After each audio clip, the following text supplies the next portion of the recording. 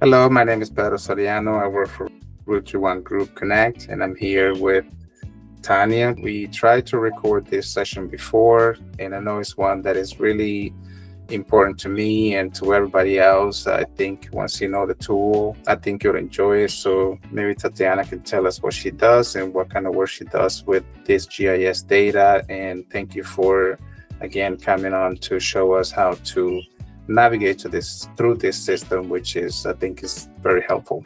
Yes, thank you so much, Pedro, for doing this. And yes, I am Tatiana Solovey. So I am a full-time professional engineer. I've been doing it since 2011.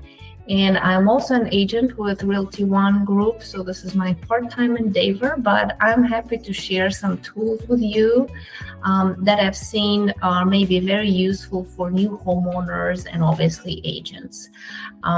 Every town in Connecticut does have some sort of GIS system, but we decided to start with the MetroCOG GIS that unites several municipalities. It's Monroe, Easton, Fairfield, Stratford, Bridgeport, and Trumbull, because it's the same system that you'll be able to use for each of those municipalities. And maybe we'll cover other towns later, so feel free to send us requests. So what I'd like to show you first is how to access the GIS website. There are two ways to access it. One is through the main MetroCOG GIS website, which hopefully you can see on the screen. And through that web page, just click on the GIS purple button. And after that, click on Municipal Viewers, which will give you a page with 6 buttons. And depending on which municipality you're working in, just click on that one. Alternatively, you can just Google, for instance, Monroe GIS and click on the web page that comes up. But I personally have every GIS page saved as my favorite, so you don't have to find your way to it. Yeah, that's a good point. So these are the 6 sites. I usually just go to Google and do like Monroe CT GIS and it comes up, but it's probably good that we'll probably put this link on the video description as well, so people can easily get to it and make a favorite out of it. Yeah, for sure. We can definitely add links. And so within those websites, there are several tools that we wanted to walk you through.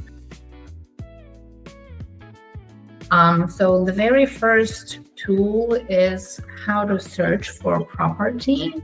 And I will start with Stratford. I have the web page open, but I will reopen it so that for you it comes up as new. Typically, when web page opens up, it gives you a disclaimer, which basically says that these are not surveys. So if your client or the property you're listing or purchasing, if it has a survey, always go by that. And this is just a disclaimer that says it's not a licensed survey. So once you okay it, you will have access to the GIS system. And there are a couple of ways to search for property. If it's a vacant lot that you are again buying or selling, you can find it by parcel ID. You can even find a property by owner's name or by address. And so we'll do by address, and I just gathered a couple of random listings from MLS, and we can type 16 Shoreline, and usually if you just type first letter, an address comes up. So click on that and hit search. What the system then does, it zooms into the lot that you are looking for, and obviously these are several townhomes types or apartments, multifamily unit development, but so it zooms into the parcel. And so that's the search button. Also, you can look for property via clicking I want to. And again, every search option comes up on this menu. All All right, so that search, that's pretty straightforward. That was property lookup Yeah. within the GIS. Now we're going to dig into zoning districts. Is that right? That's right.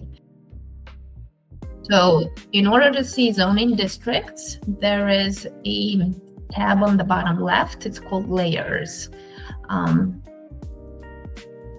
Every town it's structured a little bit differently, but in Stratford, it's located under parcel information. The layer is called zoning. So once you click on that, different colors come up. And then what I encourage you to do is click on the button right next to the zoning name so that you can see the legend. Every layer has its name and it's different in every town, but that may help give idea for people out of the area to see where maybe some conservation zones are. Looks like this is RCD, so some resource conservation district, how close maybe the airport is in Stratford, stuff like that.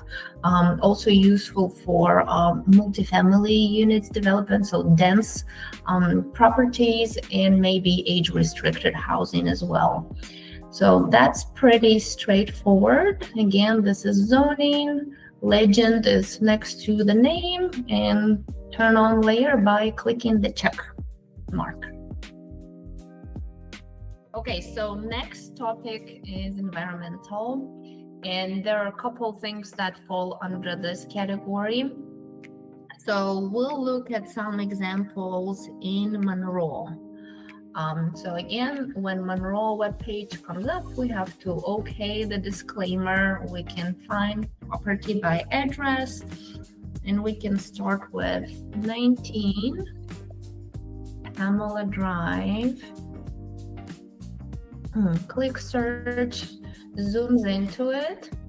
All right, so that's the property. Again, we're clicking on layers, and now I want you to turn on soil. So this is the wetland layer, and actually if you expand soils, it tells you what it is. But inland wetland soils is what's regulated by the state of Connecticut. These are called also wetlands. Please note that in every municipality, there is usually an upland review area, which also falls under the same wetlands regulations. In Trumbull in Monroe, I believe it's 100 feet. In some areas of Easton, it's 200 feet. So it depends a little bit on municipality, but the purple boundary is the boundary of the wetland soil itself. Sometimes it's beneficial for property owners to have it reflagged by a professional soil scientist, because this data is not always accurate, but obviously it gives you good starting point, good baseline. Do you mind zoom in the Chrome a little bit so we can read the text a little bit better? Zooming in? Not on the map, but the actual the actual Chrome. Let me see. I think because it zoomed out on the other one. Is this any better? Yeah, I can read the wording now in the menu on the left side. That's good. Okay. Yeah. So yeah, there are only 3 tabs: home, layers, and parcels. And if you ever need to go back to your parcel, just click on the tab. And by the way, this is how you access the field card. It really should have been covered under address, but that's pretty easy. Just click on the field card. All right, so these are the soils. The is this where you want to cover the, like, where the septic stuff is, or do you want to cover that later? Because I know I think it's in the parcel as well, right? Yeah, so Monroe has, that's an excellent point, Pedro. So Monroe has great resources. They typically have septic as built for most properties, and sometimes well reports as well. So once you click on the septic report link, it opens up a PDF, and it gives you a diagram of where the septic system is. So spend some time on the diagram. Typically, they say where the front of the house is to help you get oriented. If they don't, then sometimes they put street names. So we know the Pamela Drive is in the front. And if we go back to our map, basically the diagram tells us that the septic main comes out or lateral comes out in the back via tank, and then there are leaching fields in the vicinity of the front yard somewhere. So that's very useful. There are some properties on connected to aquarium. I'm not sure if this is the case for this one, but yeah, not all properties have well information, but some do. So explore those links. They're very beneficial. Let's see. So, and actually I did want to go to our first example to show you next environmental layer, which is FEMA flood zones. Okay. So obviously, Stratford, there is a lot of coastal flood zones, and this is a waterfront property, so it's naturally within the FEMA flood zone. But the same approach, click or turn on the layer, expand your legend, and see what layer it falls into. So VE is coastal flood zone that this property falls under. Okay. I did want to show you one other flood zone example, and we will go to Fairfield for that. Let me see, I have this web page open, and we'll find property, and it's 1248 Valley Road. So some towns kind of have a little bit of help, and they say in bright red letters whether the property is within the flood hazardous zone, yes or no. Yeah, that's helpful. If that's what you're looking for, is right there. It is helpful. However, this one example we're gonna break down a little bit and look closely into what that means. So yes, this property may be within the flood zone. However, once you go to your layers, okay, we turn on our FEMA information, and then once, yes, so you basically see there that is just barely touching the corner of the property. And what I also encourage you to do is turn on base flood elevation. This is super important for elevation certificates, for flood insurance, for everything. So base flood elevation is basically the elevation to which the flood waters rise up to, typically in event of a flood event. Okay. So if we also turn on our topography, we do see that the elevation of the backyard is roughly 92. Can you see it okay, Pedro? Yeah, I can see the 92. Okay. And we see that the closest base flood elevation, which naturally changes as the watercourse flows, but the closest BFE is 91, which means it's a foot lower than the backyard. So obviously the house won't be, lower than, in some cases it is, but not in this particular one. So, so in this example, just because the little corner is touching, does that mean that they might have to get flood insurance, or can you fight that with them?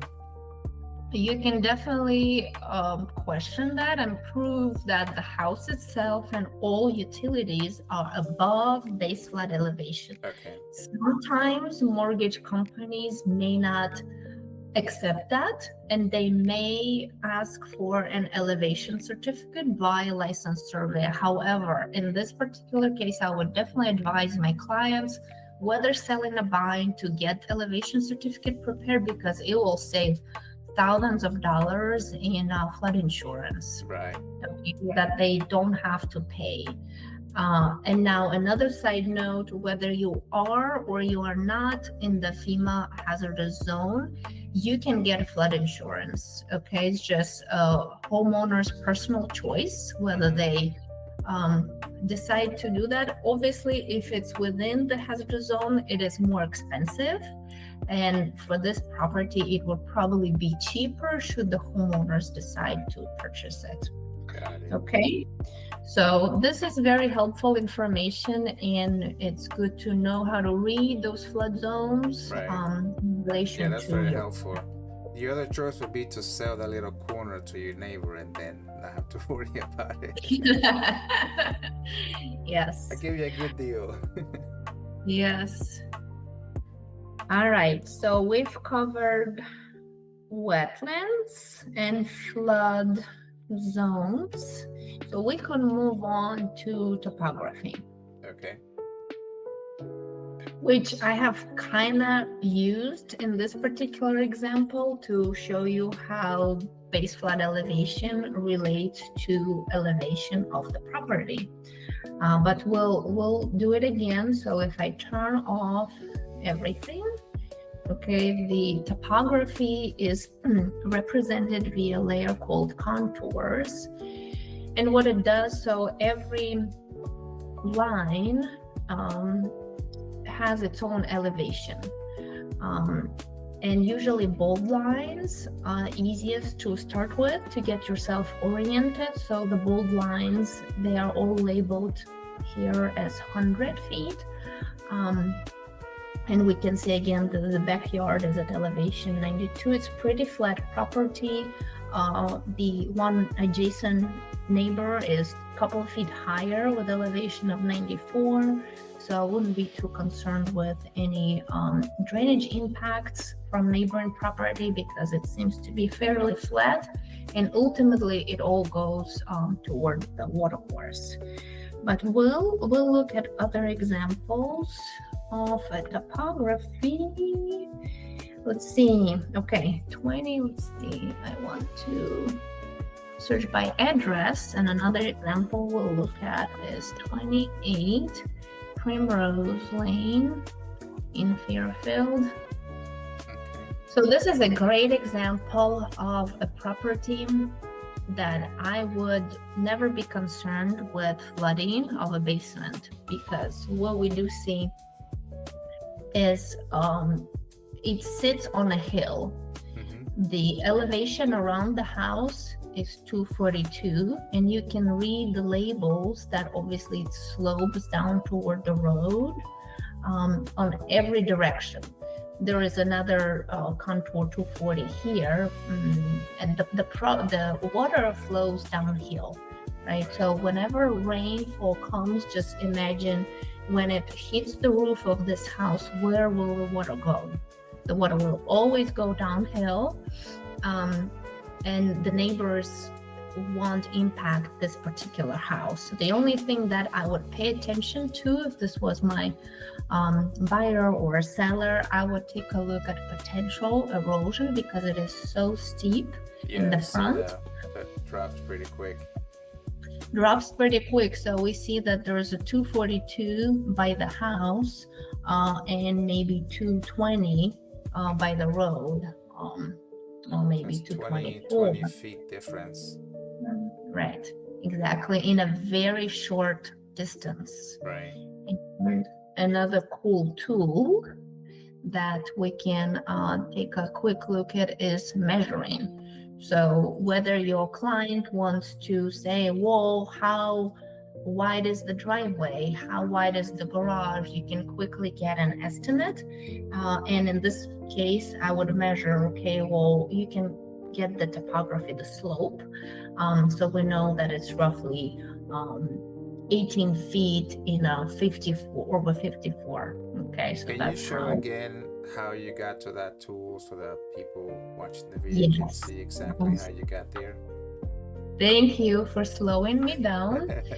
So, the way we got there, let me go back out of it. So we were. It's pretty handy. Like I'm looking at a property that I'm like, okay, I wonder how many feet from here to there it is, and you could just do it online before you even get there, and then.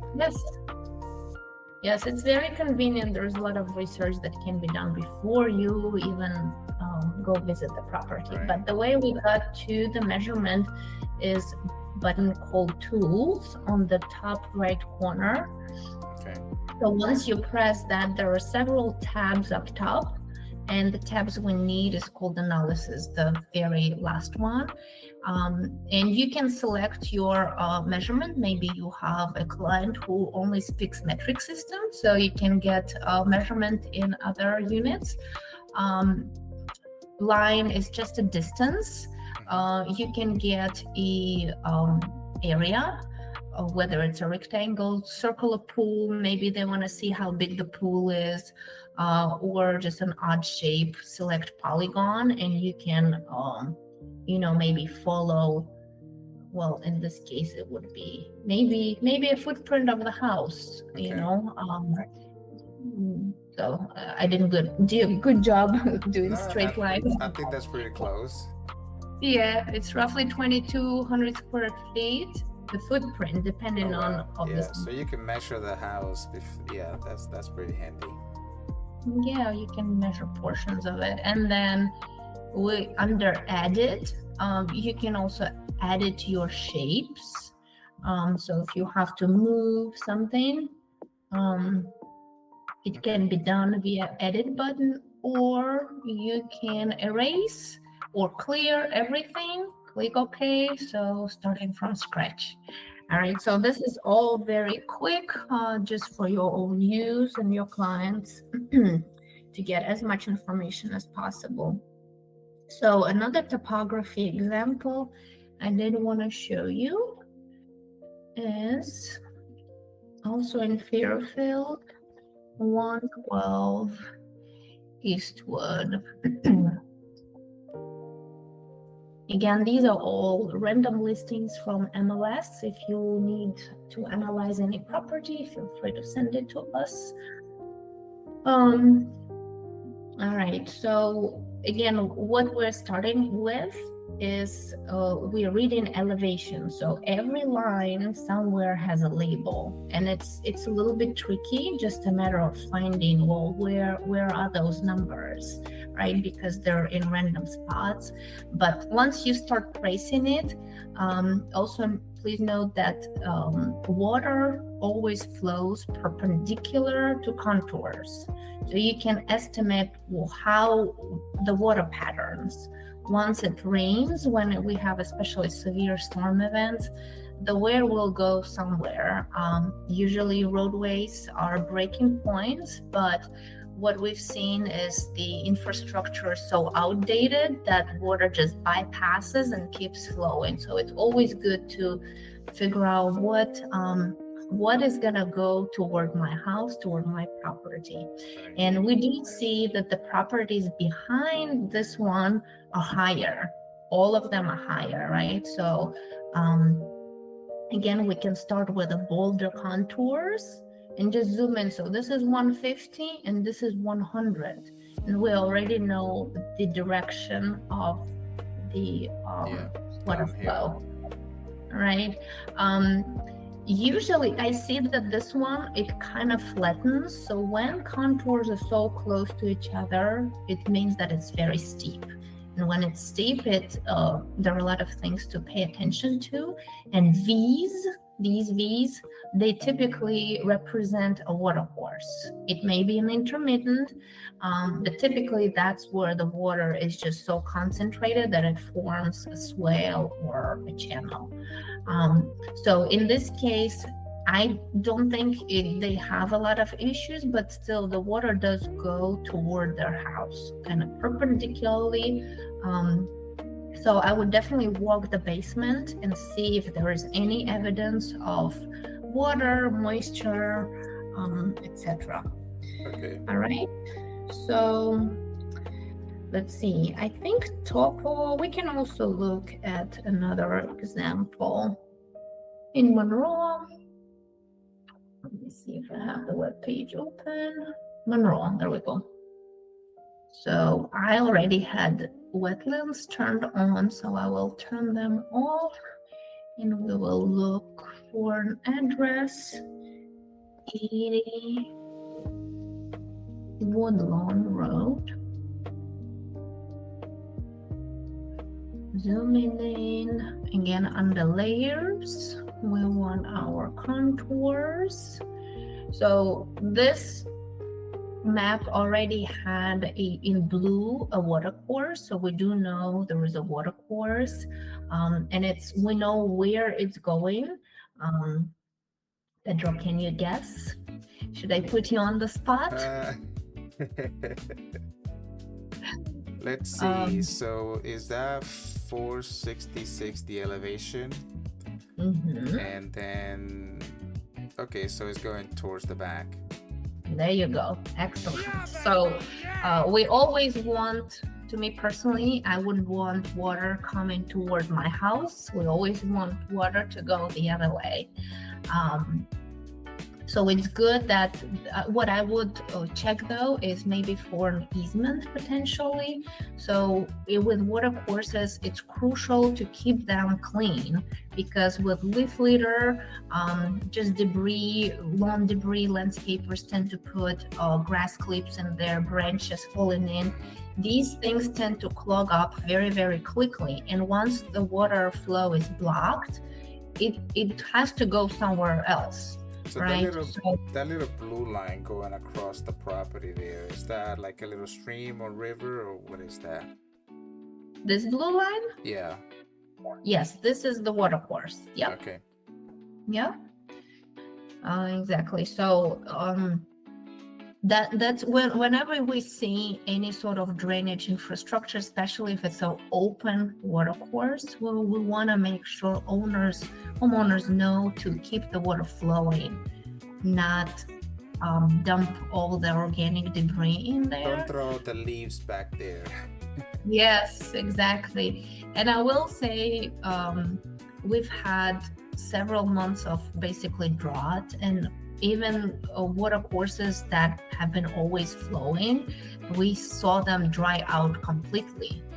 And what's very important with these maps is make sure you know that there is a watercourse, because it may not be evident when you actually go see the property. Right. You may see a little bit of depression in topography, but it doesn't guarantee that there is a watercourse. So these things are very handy. And again, with wetlands regulations, there is 100-foot buffer, right? So any projects within 100 feet of this watercourse may need a wetland permit. Okay. So everything is doable, just a matter of knowing what's needed.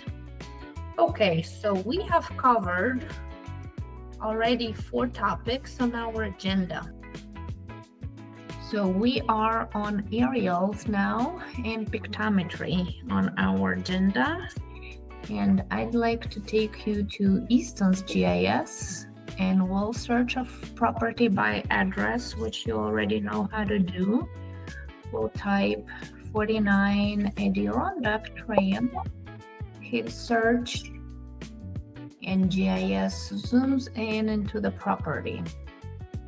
It defaults to a standard topo map, and on the bottom left, you can click on that icon next to the scale and select aerial imagery that you like. There is an option for 24, 2020 aerial, etc. So we can click on maybe 2020 and then compare to 24, and we see how the development changed over those 4 years. Additionally, there is a cool tool that is called Aerial Slider, and it lets you slide from back 1934 to 2020 here. However, I'm sure they'll add years as they add aerial flights. Not that you'll ever probably need to go back to 1934. However, it's just a nice way to go back and see what's been added to the property, potentially pools, patios, driveways, sheds, any other alterations that clients may be interested in. So as of today, the latest is 2020? On this menu, Okay. the latest is 2024. On the aerial slider, yes, exactly 2020. Gotcha. And we will, great question. Now we'll click on the tools on the top right corner. And we will go to, where am I? We'll go to the second tab called Maps and Data Sources and click on Pictometry. And that's another pretty good option to play with aerials, eagle's eye view. Let me zoom in for a second. Here are the options that we have available. First, it lets us select a date, and on the drop-down menu, we can go from 2006 to 24. I do know they will be flying it this spring of 26, and hopefully they'll keep it consistent. But as you see, there are some gaps in between previous aerials. And if you ever get lost, so here is just what happened, we don't know where it is, click back on this compass thing and it will center you back at the map up top. You can also, we'll give it a second to download. We can also make Pictometry window smaller or larger depending on your needs. So we can move our purple compass, I guess, we're on the road, and we'll see. So this is the house to the right hand side of the road.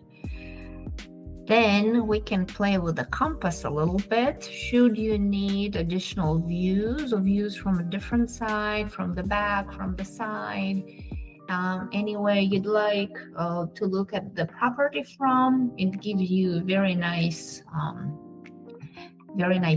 options. These images, they're just previous and next. They're probably in aerials data.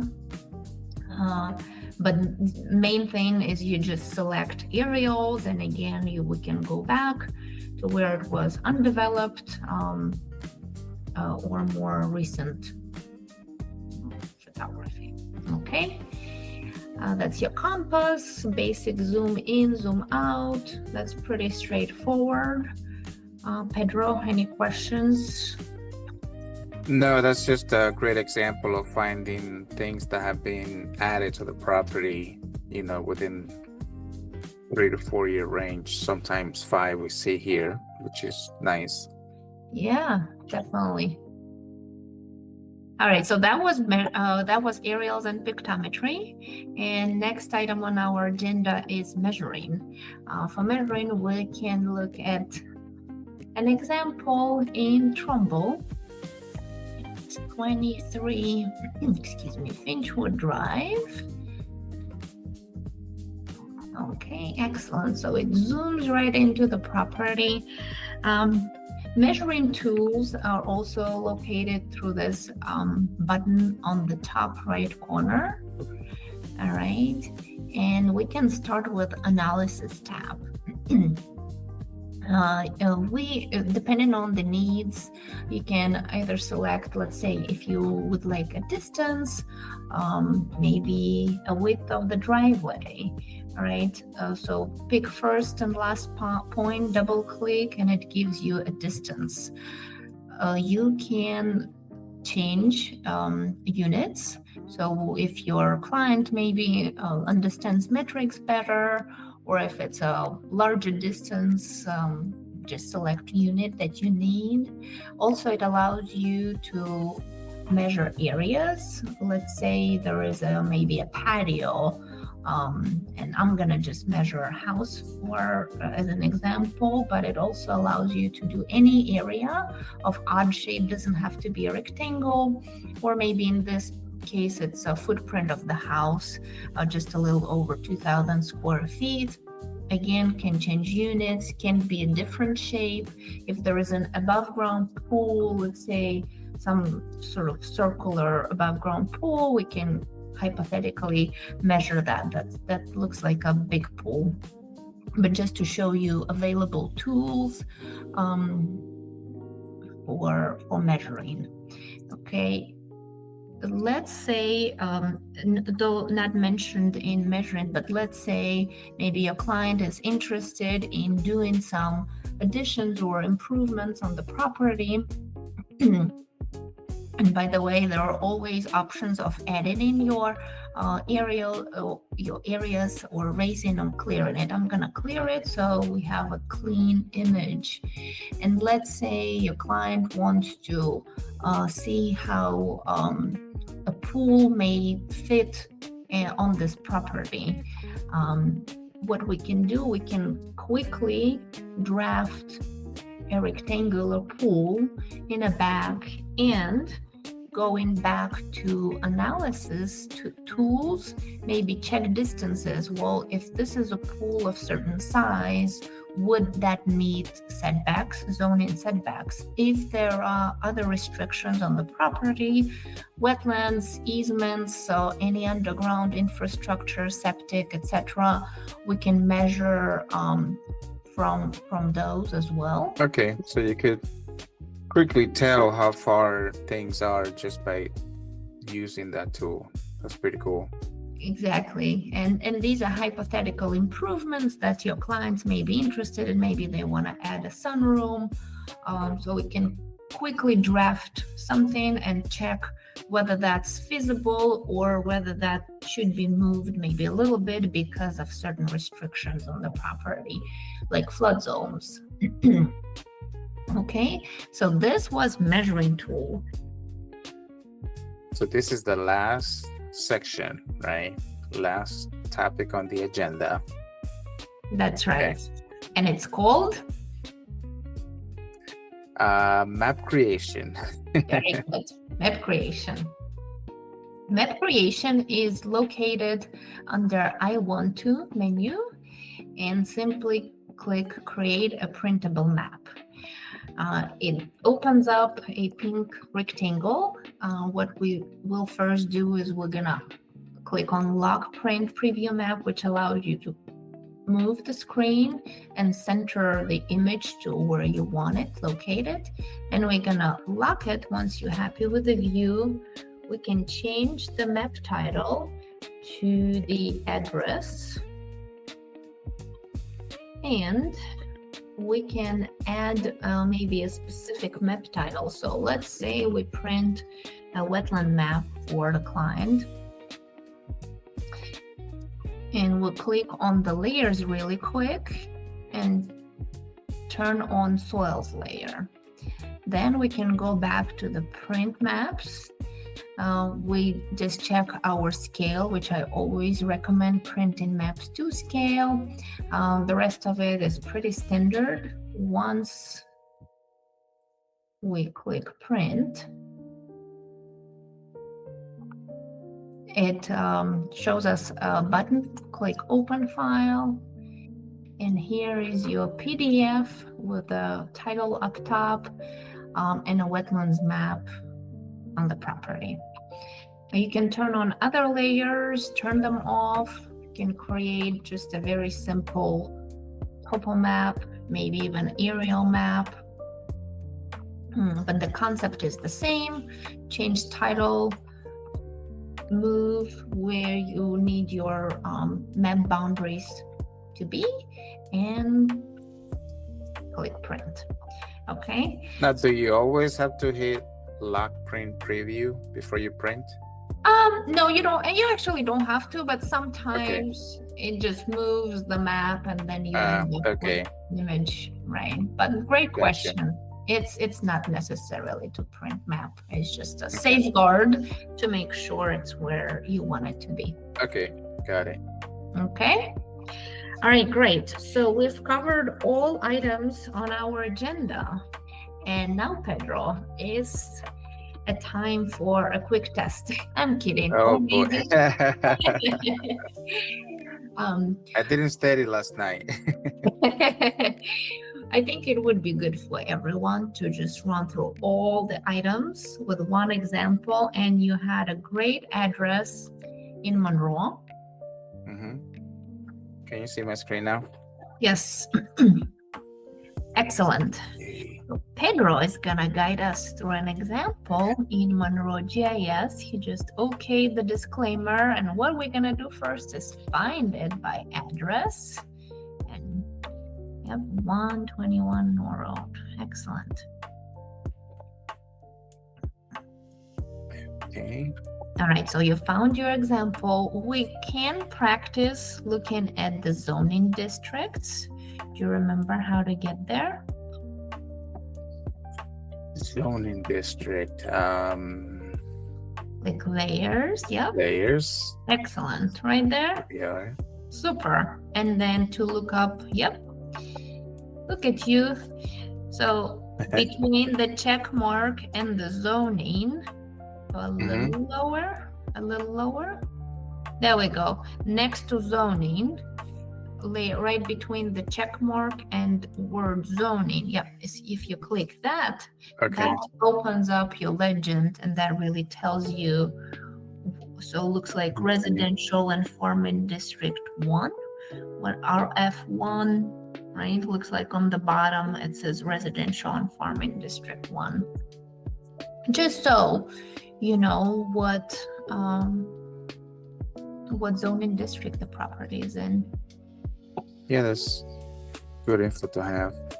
Yeah. Excellent. So that was zoning. Now the fun part.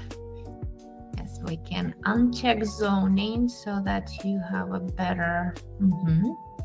Now, do you remember how to turn on wetlands? No, that's contour. Which is also good. Soil. Yeah, just turn on soils. Okay, all of it. Okay. There we go. Excellent.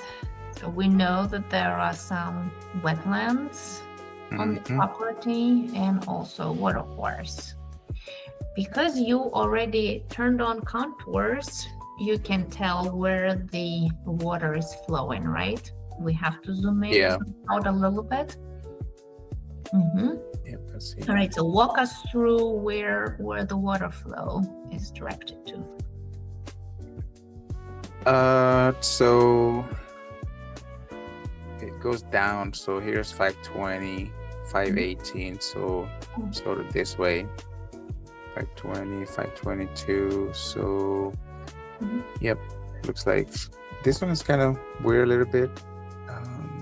530. So we're like on top of a hill here, sort of going downwards towards the front of North Road. Yes, and excellent. Way down here. We always follow contours along the watercourse, and that's exactly right. It's flowing from the house under North Road toward this wetland area to the right-hand side. What that tells us is that there is probably a culvert under the road that is a good idea to make sure that it's open and flowing freely. I would certainly advise homeowners to call DPW before any big rainstorms if they see trash bags stuck in there or tree stumps. People dump a lot of debris, and once the water flow is blocked, then it may impact this property. Definitely a good idea to just keep an eye on it and see what's in front of you. All right, so we can turn on FEMA flood zone layers just to check, but I don't think this property does have any flood zones.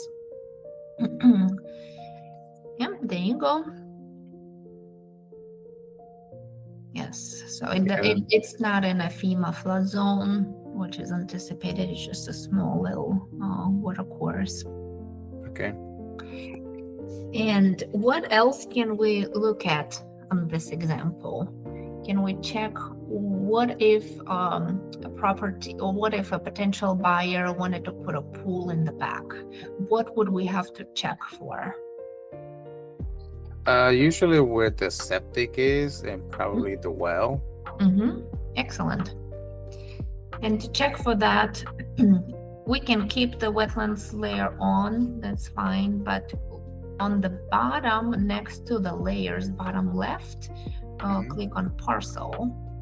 Yep, and it brings you back to the menu where you can see field card, right? And then, yep, that's your field card. Yeah, sorry. Oh, no, that's good. And then there is your septic as-built report. Do you want to view both of these? Sure.